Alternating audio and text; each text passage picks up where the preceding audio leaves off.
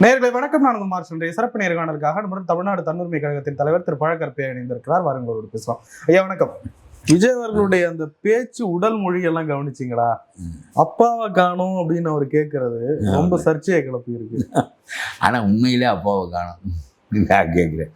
எங்கேயா உலகத்தில் ஒரு முதலமைச்சர் உங்களுடைய சொந்த பணத்தில் அந்த மக்களுக்கு சாப்பாடு கொடுக்குறேன், காலையில் பலகாரம் கொடுத்தாராம், உடனே அந்த மாணவ மணிகளெல்லாம் 5வது வரையில் படிக்கிற மாணவ மணிகளெல்லாம், ஆகா எங்களுக்கு ஒரு தகப்பன் கொடுத்து விட்டான், எங்களுடைய பசி அறிந்து சோறு போடுகிற தகப்பன் கிடைத்து விட்டான் என்று இவர் அடுத்த தடவை போனபோது அப்பா அப்பா என்று கூவினார்களாம்.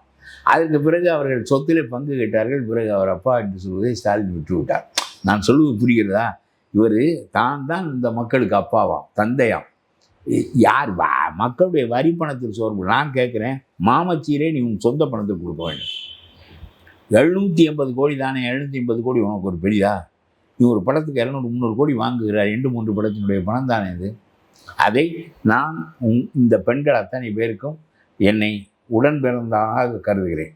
ஆகவே என்னுடைய உடன் பிறந்த ஆளுக்கு பிள்ளை பிறக்கிற போது, அதுவும் ஆஸ்பத்திரியில் பிறக்கிற பிள்ளைக்கு மட்டும்தான், எல்லா பிள்ளைக்கும் இல்லை, அது தேவையும் இல்லை. வசதியான வீட்டு பிள்ளைக்கு எதுக்காக நாம் கொடுக்க வேண்டும்? அந்த பிள்ளைக்கு நான் 1 கிராமில் கொடுக்குறேன் என்று சொல்லுகிறார், கேட்கிறேன். அது மோதிரம் பெருசாக பத்தாமல் போய்விடும் என்று திருமாவளவன் சொல்வதெல்லாம் கிடக்கட்டும். சொந்த பணத்தில் கொடுத்தால் நீ மாமன் என்று சொல்லி மாமச்சீர் கொடுப்பதற்கு நியாயம் உண்டு. மக்களுடைய வரி பணத்தை வாங்கி மக்களுடைய வரி பணத்திலிருந்து நீ கொடுப்பதற்கு இதுக்கு என்ன மாமச்சீர் என்று பெயர்? கடந்த காலத்துல இல்லையா, அம்மா குடிநீர், அம்மா உப்பு, எதுவுமே தப்பு. பேர் தான் வைத்துக் கொண்டார்கள், எதுவுமே தப்பு. என்னத்திற்காக நீ இப்படி அந்த அந்த அந்த இந்த பழக்கமெல்லாம் திராவிட இயக்கத்தினுடைய பழக்கங்கள், திராவிட இயக்கத்தினுடைய பழக்கங்கள். நான் சொல்லுகிறேன், ஒரு காமராஜர் காலத்தில் தன் பேரில் அவர் வழங்கிய காரியம் ஏதாவது உண்டா? ராஜாஜி செய்தது ஏதாவது உண்டா? ஓபி ராமசாமி ரெட்டியார் செய்தது ஏதாவது உண்டா? முதல்ல அறிவு வர வேண்டும். அதை வழங்குகிற இடத்தில் இருக்கின்றவனெல்லாம் அதிகாரி வழங்குகிறான். நிதிநிலை அறிக்கை யார் தயாரிக்கிறார்? நிதியமைச்சராக தயாரிக்கிறார். எந்த நிதியமைச்சர் முட்டாளுக்கு? சி சுப்பிரமணியத்துக்கு தெரியும். உனக்கெல்லாம் என்ன தெரியும்? தங்க தென்னரசுக்கு என்ன தெரியும்? இப்பொழுது இருக்கிற நிதியமைச்சருக்கு என்ன தெரியும்? இந்த நிதியமைச்சருக்கெல்லாம் பார்த்து தான் படிக்க தெரியும். அதுவும் 10 தடவை முதல்ல படித்து பார்த்து பழகி கொண்டு வந்து படிக்க வேண்டும். எல்லாம் அவன் தான் உடனே அந்த செயலாளருடைய கொடை என்று அதை சொல்லுவோமா? இதெல்லாம் என்ன அப்பா அப்பா என்று மக்கள் என்னை அழைக்கிறார்கள். அவன் அப்பா காணும் என்று சொல்வாரா மாட்டாரா? இப்பொழுது மாமனை காணும் என்று சொல்லுவார்கள். இல்லை, அதை ஏற்றுக்கிறீங்களா? அப்புறம் ஏற்றுக்கொள்ளாமல் அப்பா அப்பா என்று என்னை மக்கள் அழைத்தார்கள், என்று பிள்ளைகள் அழைத்தார்கள் என்றால் அப்பா எங்கே என்று இப்பொழுது கேட்கிறார்கள். அவர் சொன்னது சரிதானே என்று கேட்கிறேன் நான். சார், முன்னாள் முதலமைச்சர் சட்டப்பேரவையில் அவையில் இல்லாதவரை அப்படி அசிங்கப்படுத்திட்டாங்களே. தமிழ்நாடு பேசாத அவையில் இருக்கிறவர் இல்லாதவர், வரலாற்றின் ஒரு பகுதி அவர். அவர் செய்த காரியங்களை எல்லாம் அவையில் பேசாமல் உன்னை பற்றியா பேசுவது? உன்னை பற்றி பேசுவோமா?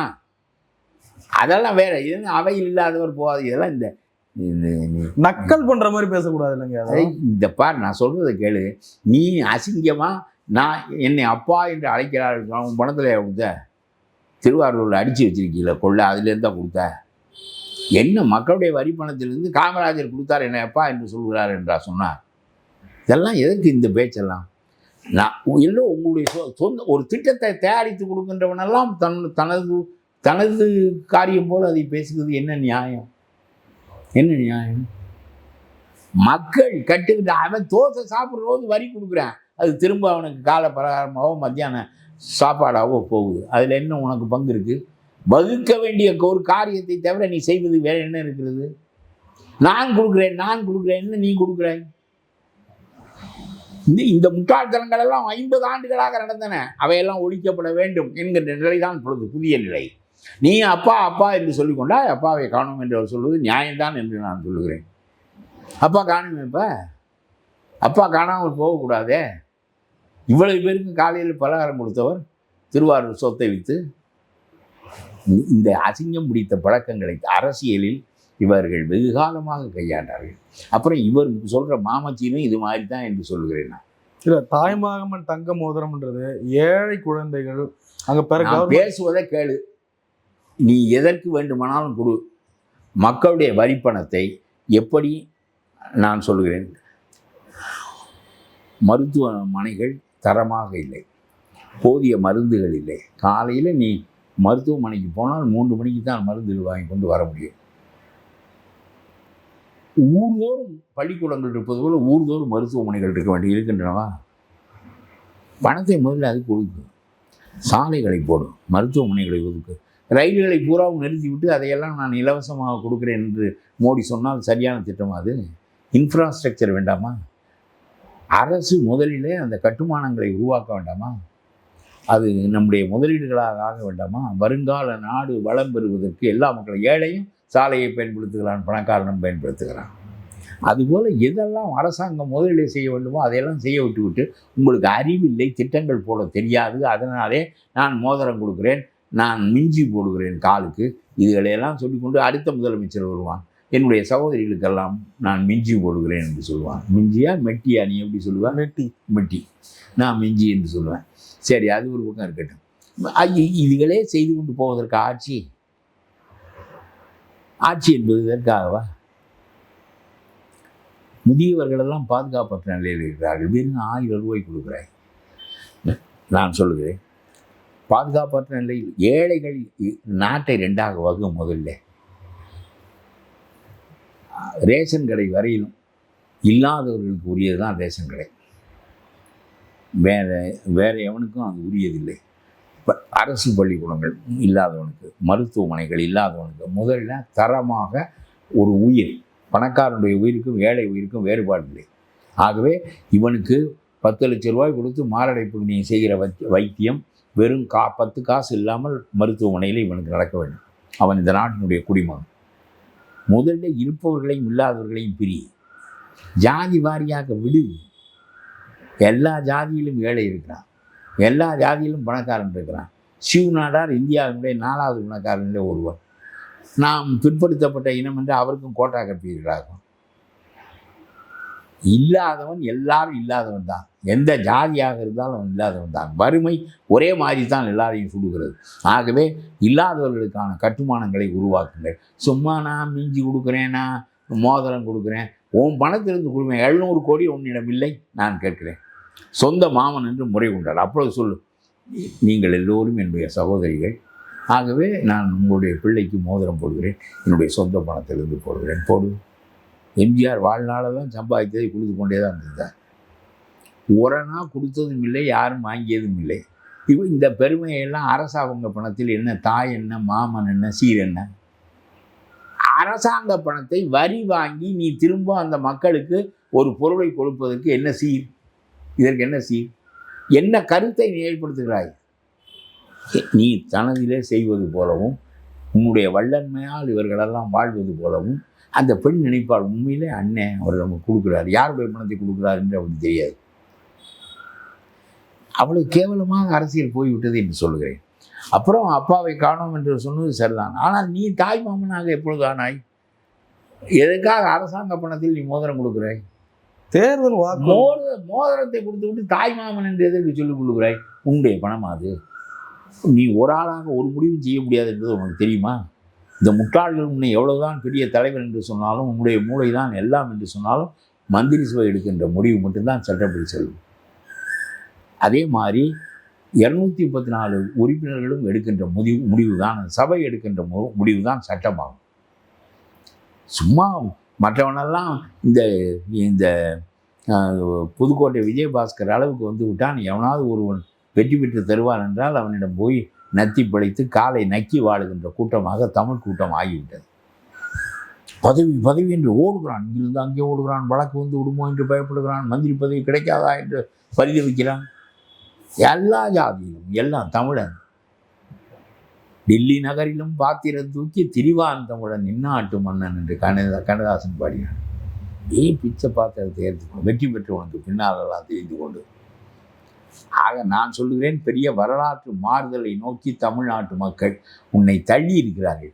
நீ சொல்லும் மாதிரி சின்ன பிள்ளை சொன்னதுனால் ஓட்டு போட்டான் என்பதெல்லாம் முட்டாள்கள் பேசுகிற பேச்சு. ஒரு சின்ன பிள்ளை சொல்வதற்காக போட மாட்டான். நொந்து போன மக்கள், எவனாவது கிடைக்க மாட்டானா என்று எதிர்பார்த்த மக்கள், நீ பலம் இல்லையா என்று நினைக்கவில்லை. எவன் ஒழிக்கப்பட வேண்டும் என்பதை நினைத்தார்கள். அவனை இந்த தடவை ஒழித்து விடுவோம், இன்னொரு கட்சி கொஞ்சம் மக்களிடம் தொடர்புடைய கட்சி போல தெரிகிறது, அவனை உண்டாக்கி வைத்து பார்ப்போம் எப்படி வருகிறது என்று முடிவு செய்வோம் என்று கருதி உனக்கு வாக்களித்தார்கள். அதனால தான் 2 பேரையும் ஒழித்தார். அவனுக்கு மாற்றி இவன் என்கின்ற நிலையையும் ஒழித்தார்கள். அவனை பூரா நீ கூட்டி கொண்டு வைத்து கொண்டு என்ன செய்ய போகிற? நான் சொல்கிறேன், இது வேலுமணியை கூப்பிடுவதை துரைமுருகனை கூப்பிடு, கொஞ்சம் விவரமாக இருக்கும் என்று சொல்கிறேன். எல்லாம் ஒரே ஊழல், எல்லாம் புலன் சிறை காணாது. அவர்களை பூரா கொண்டு போய் வை, சொன்ன செய்திகளை நிறைவேற்று. சும்மா உனக்கு ஒன்றும் புரியவும் இல்லை, செய்யவும் இல்லை. அதுக்கு தான் சொல்கிறேன், நீ ஆலோசனை சொல்வதற்கு ஒரு சினிமாவுக்கு காட்சிட்டு வாங்குகிற ஒரு ஆளை, ஒரு பிஏயை, பர்சனல் அசிஸ்டண்ட்டை கொண்டு வந்து அரசுக்கு ஆலோசனை சொல்லுகிறவனாக வைத்திருக்கிறாயே, இந்த நாடு விளங்குமா என்று கேட்கிறேன். லாட்டரி சீட்டுக்காரன் மந்திரி, அப்புறம் இந்த இன்னொரு முட்டாள் ஒருத்தன் ஆலோசனை, அவன் ஒரு பெரிய அரசாங்க பதவி, அப்புறம் ஜோசியன் அரசாங்க பதவியிலேருந்து இப்பொழுது தான் எடுத்திருக்கிறார்கள். ஒரு எத்தனை லட்சம் கோடியை வரவு செய்ய வேண்டும். அதை விட இந்த உரிமைகளை நீ மீட்டு தருவாயா என்று நான் நினைக்கின்றேன். அதிகாரி திட்டம் போட்டுக்குவான். நான் சொல்கிறது தெரியுதா? அதிகாரிக்கு என்ன சம்பளம் போக வேண்டும், எவ்வளவு படி போக வேண்டும், எல்லாம் எடுத்து கொண்டு விடுவேன். அப்புறம் கொஞ்சம் இருக்குது, இது என்ன செய்வோம், சாலை அமைப்போம் என்றால் சாலை அமைப்போம், மோதிரம் போடுவோம் என்றால் மோதிரம் போடுவோம். அது உன்னுடைய மூளைக்கு விட்டு விடுவேன். நீ சொன்னீன்னா அதுக்கும் திட்டம் தயாரித்து கொடுப்பேன். 1 கிராமில் மோதிரம் கொடுக்கலாம், இவ்வளவுதான். அவ்வளோதான் உன்னுடைய. நீ எப்படி இந்த பாராளுமன்ற இடங்களை மீட்டு தரப்போகிறாய்? சதி செய்கிறார்கள் என்று சொல்லுகிறாயே, இந்த சதியிலிருந்து எப்படி நீ மீட்பாய்? மைய அரசும் கர்நாடக அரசும் சேர்ந்து சதி செய்வதாக அமைச்சர் சட்டசபையில் தெரிவிக்கிறார். இந்த சதியிலிருந்து எப்படி மீட்பாய்? மக்களை திரட்ட வேண்டும், நாடு முழுவதும் திரட்ட வேண்டும். ஒரு நாளைக்கு கதவடைப்பு செய். 7.5 கோடி மக்கள் வீட்டில் இருக்கக்கூடாது, தெருவுக்கு வாருங்கள். ஒரே ஒரு முழக்கம்தான். மைய அரசும் கர்நாடக அரசும் செய்கின்ற சதியை முறியடிப்போம்.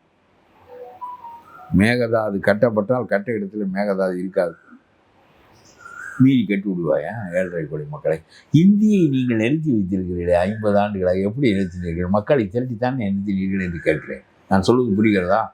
இந்தியை இன்றைக்கும் சட்ட புத்தகத்தில் இந்தி தான் என்று இருக்கிறது, அரசியல் சாசனத்தில் இந்தி தான் என்று இருக்கிறது.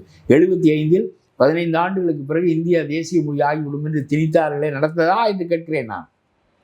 ஒரே ஒரு மாநிலம் முனைப்பாக நின்றது, சட்டத்தை எரித்தது, சிறைக்கு போனார்கள், கொளுத்தி கொண்டு செத்தார்கள், நாடு திரண்டு நின்றது. இன்றைக்கு வரையிலும் இந்தியை நிறைவேற்ற முடியவில்லையே. சும்மா உத்தரப்பிரதேசத்தில் தானே பேசி கொண்டிருக்கிறாய். அது மாதிரி இந்த மேகதாதுவை கட்டவிடாத அளவுக்கு மக்களை திரட்ட வேண்டும் என்று சொல்கிறேன். அப்பொழுதுதான் மைய அரசின் சதியையும் கர்நாடக அரசின் சதியையும், சும்மா இந்த புசிக்கு எழுதி கொடுத்து இந்த ஆள் படிக்கிறார். எப்படி நீ அதை எதிர்த்து போராடுவாய் சொல்லு. அதற்கு புதிய தீர்ப்பாயம் போதுமா என்று சொல்லு. புதிய தீர்ப்பாயம் பழைய தீர்ப்பாயத்தின் தீர்ப்புகளின் மீது கை வைத்தால் அதற்கு என்ன தீர்வு என்று சொல்லு. இதுக்கு எத்தனை ஆண்டுகள் ஆகும் என்று சொல்லு. இந்த மாதிரி எண்ணமே கர்நாடகத்துக்காரனுக்கு ஏற்படக்கூடாது. ஏற்பட்டால், முன்பு போர் நடந்தது மன்னர்களின் காலத்தில், படையெடுத்து வந்தார்கள் உன்னுடைய அணையை உடைப்பதற்கு.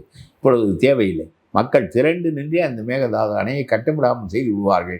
இந்தியை நாங்கள் எப்படி மக்களை திரட்டி தடுத்து நிறுத்தினோமோ, அதுபோல் உன்னுடைய மேகதாது அணையையும் தடுத்து நிறுத்துவோம் என்று மக்களை உணர்வு பூர்வமாக இதை எதிர்கொள்வதற்கு தயார் செய்யாமல், சும்மா ஸ்டாலின் மகன் கொடுத்தாராம், அந்த தலைவர் வாங்கி சொருகி கொண்டாராம் சட்டத்தில். 2 பேரும் விவரம் இல்லாத ஆளுங்கட்சிக்கும் விவரம் இல்லை, எதிர்கட்சிக்கும் விவரம் இல்லை. ஒரு விவரமானவன் அந்த எதிர்கட்சி தலைவரை போடலாம்ல, போட்டால் அப்புறம் அது என்ன, அந்த மந்திரி பதவிக்குரிய மரியாதையெல்லாம் வேற ஆளுக்கு கொடுக்க முடியுமா? அவ்வளவு வேகமாக எங்களுக்கு தகுதி இருக்கிறதுன்னு கேட்பதற்கு அங்கே ஆள் இருக்கானா திமுகவில்? நீதி கட்சி போல் திமுக அழிந்து விட்டது, அழியும். இன்னொரு நீதி கட்சி திமுக நான் சொல்கிறேன். ஆனால் இந்த கட்சி எந்த அளவுக்கு இந்த நாட்டு மக்களுடைய உரிமைகளை பெற்றுத் தருவதற்கு தகுதியானது என்பதை காலம்தான் சொல்ல வேண்டும். மீண்டும் திமுக தலை தூக்குவது மீண்டும் பழைய எல்லாவற்றையும் கொண்டு வந்துவிடும். எந்த டெண்டர் போட்டாலும் காசு, எந்த டிரான்ஸ்ஃபருக்கு காசு. ரொம்ப அழகாக இந்த இந்தி சிபிஎஸ்சி சங்கத்தினுடைய தலைவர் சொன்னார். சிபிஎஸ்சி பள்ளிக்கூடத்துக்கு அனுமதி கேட்டார். இன்றைக்கு வேறு ஒரு சொல்லியிருக்கிறார், இலவசமாக நான் பள்ளி கட்டி தருகிறேன் ஏழைகளுக்கு என்று நான் அனுமதி கேட்டேன், அதற்கு காசு கேட்ட பாவிகள் என்று ஒருவர் தென்காசியிலிருந்து சொல்லியிருக்கிறார். இலவசமாக பள்ளிக்கூடம் கட்டி தருகிறேன் மக்களுக்கு, என்னுடைய சொந்த பணத்தில் இந்த ஏழை பிள்ளைகளுக்கு எந்த சாதி மத வேறுபாடும் இல்லாமல் கல்வியை தருகிறேன், உயர் கல்வியை தருகிறேன் என்று சொன்னேன். அவர் வேம்பு என்பது அவருடைய பெயர். அவர் ஒரு பெரிய கோடீஸ்வரர், தென்காசிக்கார் ஒரு ஐயர். நான் அதற்கு காசு கேட்டார்கள் என்று சொல்லியிருக்கிறார். சிபிஎஸ்சிக்காரன் சொல்லியிருக்கிறான், ஒவ்வொரு பள்ளிக்கூடத்திற்கு அனுமதி தருவதற்கும் 35 வெளிப்படையாக சொல்லியிருக்கிறான். 35 லட்ச ரூபாய் கேட்பார்கள். இதற்கு முதலில் தேனாம்பட்டியில் தனி அலுவலகம் வைத்திருந்தார்கள், தனி புரோக்கர்கள் இருந்தார்கள். அப்புறம் பிறகு அரசாங்க அலுவலகத்துக்கே கொண்டு போய்விட்டார்கள். 2வது மாடியில் அனுமதி, முதல் மாடியில் காசு கொடுத்து விட்டு ஏறி போய் அனுமதியை வாங்கி கொண்டு போக வேண்டும். இப்படித்தான் பழைய ஆட்சியில் நடந்தது. இப்பொழுது தான் அது முடிவுக்கு வருகிறது என்று சொல்கிறார். இதை முழுமையாக முடிவுக்கு கொண்டு வந்து விடு என்று நான் சொல்லுகிறேன். ஊக்கத்தோடு செயல்படும். சும்மா கசமுச என்று செயல்பட்டால் நாட்டை ஆள்வது எளிதில்லை தம்பி. ஊக்கத்தோடு செயல்படும். ஊக்கத்தோடு ஊழலை ஒளி. திமுகவை அப்பாவை காணோம், திமுகவை காணோம், நீதி கட்சிக்கு பிறகு இன்னொரு கட்சி அழிந்தது என்ற வரலாறு நெறிப்பதற்கு மன உறுதியோடு செயல்படும். எல்லாரையும் வேலுமணி கீழுமணி KN நேரு அந்த திமுக மொத்த மந்திரி சபையும் கொண்டு போய் புலத்துறையில் அடை. அந்த வேலுமணி கீழுமணி புதுக்கோட்டை அவன் இவன் நாய் நரி எல்லாம் எந்த வேறுபாடும் பார்க்க வேண்டாம், எல்லாரையும் அடை. நாட்டை தூய்மைப்படுத்து. இதற்காகத்தான் நீ ஆட்சிக்கு வந்தாய். அந்த காரியத்தை நிறைவேற்றினால் வரலாற்றிலே ஒரு பெரிய இடம் கிடைக்கும். அப்புறம் இந்த மேக்கப் போடுறவனெல்லாம் விமானத்தில் கூட்டிக் கொண்டு போவதை விடு. என்ன, நமக்கு ஆகிறவனை அறிவுள்ளவனை பக்கத்தில் வைத்துக்கொண்டு நாடு ஆளு. பெரிய பெரிய இந்த மேகதாது மட்டுமல்ல, பார்லிமெண்ட் இடங்களிலிருந்து இனி எத்தனையோ பெரிய கொடுமைகளெல்லாம் தமிழ்நாட்டின் மீது விதைக்கப்பட இருக்கின்றன. தமிழர்கள் தங்களுடைய உரிமைகளை இழக்க இருக்கிறார்கள். நான் மோடியோடு மோத மாட்டேன் என்று சொல்லி கொண்டு வந்தால் தமிழர்களின் நலனை காக்க முடியாது. தேவையில்லாமல் நாங்கள் மோதுகிறோமா? விவசாயிக்கு நீ 6000 ரூபாய் கொடுத்தால் நான் பாராட்டத்தான் செய்கிறேன். மோடி கொடுத்தால்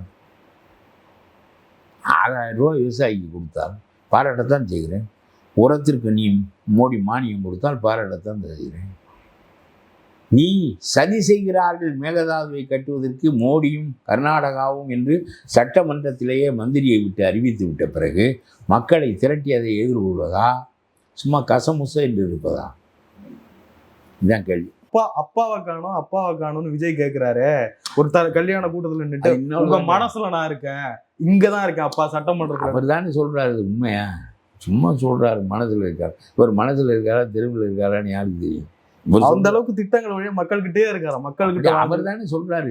அப்புறம் எதுக்கு உன்னை கீழே இறக்கினாங்க? மக்கள் மனதில் இருந்தால் அவர் உன்னை எதுக்கு கீழே இறக்குனாங்கன்னு நான் கேள்வி கேட்பேன். மக்கள் மனதில் தான் இருந்து இல்லை, எதுக்கு உன்னை கீழே இறக்குனாங்க?